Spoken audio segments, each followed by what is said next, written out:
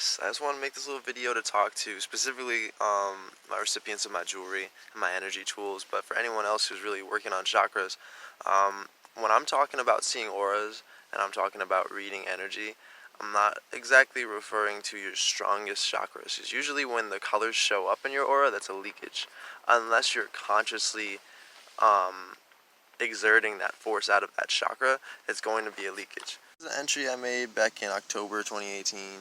Alright, so here are all the chakras. Okay, this is going to be how we're going to be interacting with the energy. There's just little examples I've drawn. So the ones that are half light and half dark are the ones that are balanced, because everything that would be a blockage has been transmuted, right, and we have a balance within the body.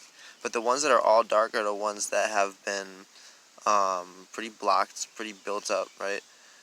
So the rest of these chakras, they're pulling a little bit, right? The way that, but not too much. Like they're reaching out and they're meeting the aura, and there's this nice little place of connection, right? But it's not too like pulling this way, pulling that way. It's a very nice like, okay, I'm here, I'm oscillating. But this one right here, it's pushing away, and it's forming this gap of things to leak out and build up within your system.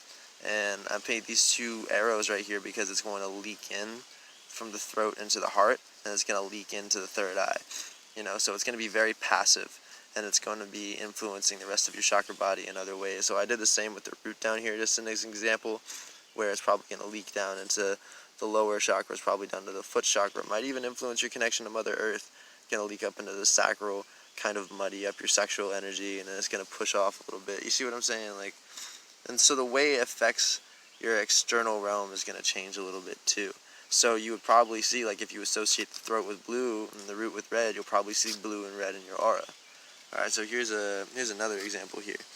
I said here, simultaneously, your internal energy is interacting with the exterior energy.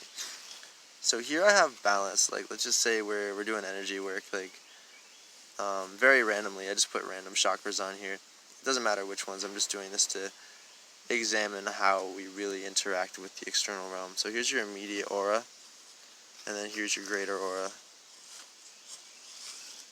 You know, like that's in tune. That's very much in tune.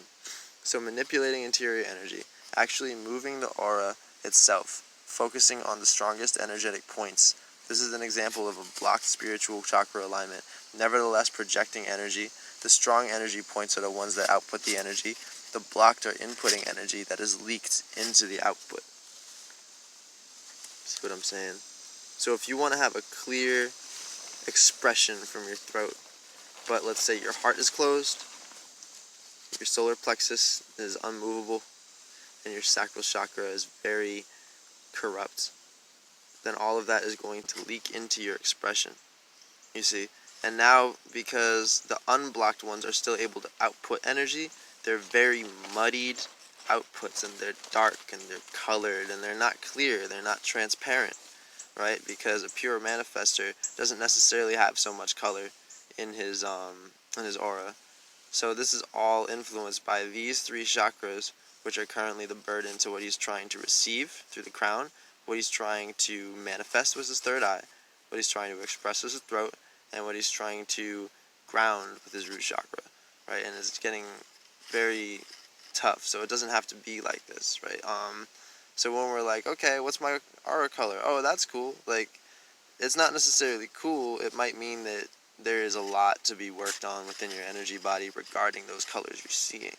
But the cool thing is, that can be your greatest strength. As let's say you have a lot of purple in your aura all the time.